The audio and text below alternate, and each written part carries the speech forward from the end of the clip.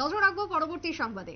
গতকাল news vanguard দেখিয়েছিল সাব্রুমে অবৈধভাবে মাটি দিয়ে ভরাট করে নেওয়া হচ্ছে পুকুর এবং চিত্তরঞ্জন শীলের বিরুদ্ধে উঠে এসেছিল সেই অভিযোগ। অবশেষে নিউজ ভ্যানগার্ডের খবরের জেরে বন্ধ হলো অবৈধ কাজ। মহকুমা প্রশাসনের প্রতিনিধি দল যান আজকে পরিদর্শনে, একই সঙ্গে এই অবৈধ কাজ বন্ধ করা হয়। সাব্রুমের ঘটনা গতকালকে নিউজ ভ্যানগার্ড সম্প্রচার করেছিল এবং আজকে দুপুর আনুমানিক 2টার সময় সাব্রুম মহকুমা শাসকের পক্ষ থেকে ছুটে যান সাব্রুম মহকুমা শাসক কার্যালয়ের ডিসিএম মনোজ প্রভাকর পালের নেতৃত্বে 5 জনের প্রতিনিধি দল এবং ছুটে যান চিত্তরঞ্জন শীলের সেই দোকানের পাশের জায়গা যেখানে মাটি অবৈধভাবে ব্যবহার করা হয়েছিল এবং সেখানে পুকুর ভরাট করে নেওয়ার কাজ চলছিল। খবরের জেরে বন্ধ করা হলো অবৈধ কাজ।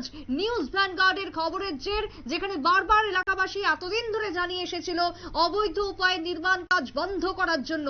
কর্ণপাত করেননি চিত্তরঞ্জন শীল, একই সঙ্গে নিজের ক্ষমতা জোরে এই কাজ তিনি করে আসছিলেন এতদিন। অবশেষে মহকুমা প্রশাসনের পক্ষ থেকে প্রতিনিধি দল গিয়ে বন্ধ করে আসলো অবৈধ নির্মাণ। কি বক্তব্য উঠে আসছে সাব্রুম থেকে, শুনুন।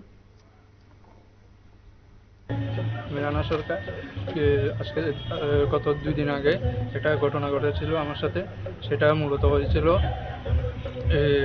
যে মামুনি মেডিকেল হলে যে মালিক চিত্তরঞ্জন শীল, সে আমাদের যে পুকুরের অংশে এখানে অবৈধভাবে কি করে জানি পুকুরের অবৈধভাবে মাটি ফেলতেছিল। তো আমরা বাধা দেওয়ায় তারা আমাদের সাথে জোর জবরদস্তি করে, আমাদের সাথে দ্বন্দ্বের যুক্ত হয়, আমার হাতেও আঘাত করে দা দিয়ে।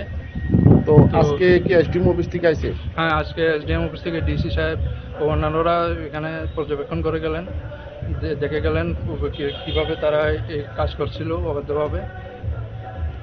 তো ডিসি স্যার তো মানে বলেছে এই যে তারা যে বিল্ডিং বাড়িটা আছে, হ্যাঁ, এটাও নাকি পুকুর। হ্যাঁ, তাদের যে বিল্ডিং বাড়িটা তারা তৈরি করেছে, সরকারি পুকুরের উপর দিয়ে অবৈধভাবে নির্মাণ করে, ইলিগাল ভাবে নির্মাণ করে রেখেছে।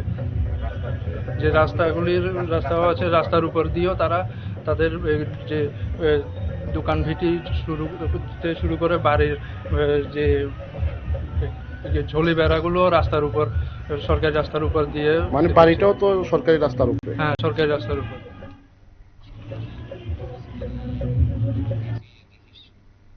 আপনারা শুনলেন সংশ্লিষ্টের অভিযোগ, অবৈধভাবে যে নির্মাণ, অবৈধভাবে পুকুর ভরাটের যে কাজ চলছিল তা অবশেষে বন্ধ হলো প্রশাসনের প্রতিনিধি দলের পরিদর্শনের পর। এমনটাই বক্তব্য উঠে আসছে সাব্রুম থেকে। তবে ঘটনাকে কেন্দ্র করে স্থানীয় জনমনে এবার স্বস্তি পরিলক্ষিত। অবৈধভাবে পুকুর ভরাট বন্ধ, প্রশাসনিক সহায়তায় অবশেষে নিউজ ভ্যানগার্ডের খবরের জেরে স্বস্তি এলাকাবাসীর মধ্যে। ছোট্ট বিরতির পর ফিরবো, সঙ্গে থাকুন।